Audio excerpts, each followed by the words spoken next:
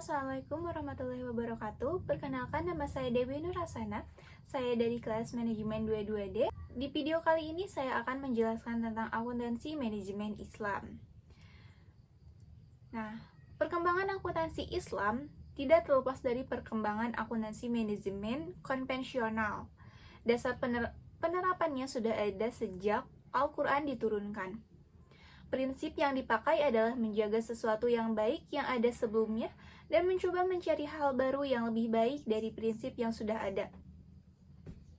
Implementasi prinsip ini adalah menggunakan kaidah akuntansi manajemen konvensional yang ada, kemudian mencoba menemukan konsep yang lebih baik yang bersumber dari Al-Quran dan hadis. Kemudian muncullah lembaga keuangan, bank, dan non-bank syariah, kemudian berkembang pula produk-produk halal. Adapun dasar penerapan akuntansi manajemen Islam, akuntansi manajemen tidak terikat pada aturan pihak eksternal, aturan yang dibuat oleh Ikatan Akuntan Indonesia dalam pembuatan pelaporan keuangan, dan yang terpenting akuntansi manajemen dapat memberikan manfaat seperti optimalisasi sumber daya yang guna pencapaian tujuan perusahaan.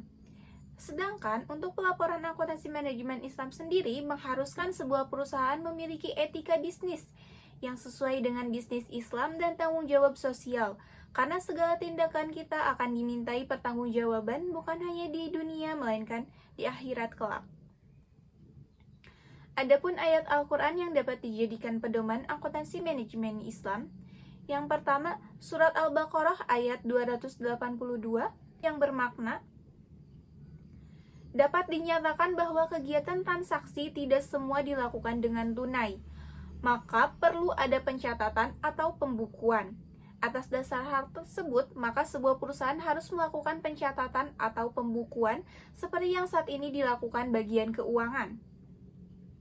Hal ini dilakukan dalam rangka pengendalian kegiatan perusahaan, maka sebuah kegiatan yang dapat diukur dengan aspek moneter harus dapat dipertanggungjawabkan dengan baik. Yang kedua, surat Al-Isra ayat 182 sampai 183 yang memiliki makna segala bentuk pelaksanaan syariah Islam sekaligus merupakan kegiatan timbangan atau pengukuran pertanggungjawaban dalam rangka menjaga sumber daya perusahaan dan tidak boleh ada pihak yang dirugikan, termasuk para stakeholdernya, baik konsumen, masyarakat, supplier, karyawan, pemerintah, dan pemilik perusahaan. Hal ini tentu sesuai dengan kaidah dari akuntansi manajemen lingkungan untuk memperhatikan lingkungannya, dan saat ini sedang menjadi salah satu topik hangat dalam pertemuan negara-negara G20 termasuk Indonesia. Adapun konsep biaya dalam Islam. Biaya dalam Islam harus memperhatikan konsep halal dan haram. Pada akuntansi manajemen Islam, menitik beratkan tentang sumber pembiayaan khususnya dalam memproduksi barang dan jasa. Dalam Islam harus qoti atau jelas, dalam artian harus jelas, memproduksi barang halal dan jelas, asal biaya yang digunakan dalam kegiatan produksi tersebut. Modal menjadi perhatian khusus dalam konsep biaya dalam Islam.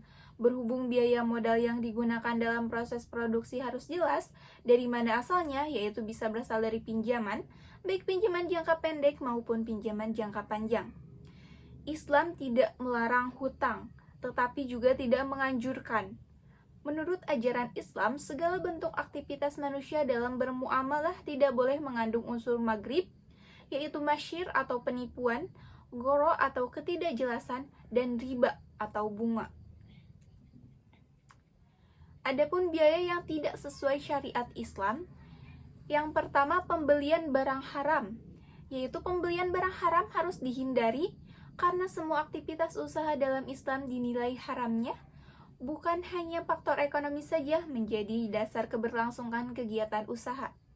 Yang kedua, biaya suap. Biaya suap atau riswah tidak diakui dalam Islam karena jelas diharamkan, dan Rasulullah melaknat orang yang menerima dan memberi suap. Yang ketiga, ada biaya infak, sodakoh, dan wakaf, yaitu pengeluaran yang berkaitan dengan infak, sodakoh, dan wakaf bukan diakui sebagai biaya, tetapi diakui sebagai investasi untuk bekal di akhirat. Yang keempat, pembayaran bunga bank. Pengeluaran untuk membayar bunga bank tidak diakui sebagai biaya dalam Islam, karena bunga bank haram hukumnya berhubung mengandung unsur riba. Yang terakhir, pengeluaran zakat. Pengeluaran zakat diakui sebagai pengeluaran yang harus dilakukan ketika sebuah usaha mendapatkan keuntungan di atas nisab dan masuk haul. Jadi pengeluaran ini mengurangi keuntungan usaha. Pada saat ini pemerintah Indonesia mengakui zakat yang dikeluarkan sebagai pengurangan penghasilan bruto yang berpengaruh terhadap pengurangan pajak penghasilan kegiatan usaha yang harus dibayarkan. Konsep Islam menyatakan bahwa setiap harta yang dimiliki terdapat hak orang lain, sehingga pembayaran zakat merupakan pengembalian harta milik orang lain, berhubung zakat merupakan instrumen pemerataan pendapatan dalam Islam. El-Wardi H. 2014 188-214. Adapun kesimpulan dari pembahasan kali ini yaitu perkembangan akuntansi manajemen Islam tidak terlepas dari perkembangan akuntansi manajemen konvensional.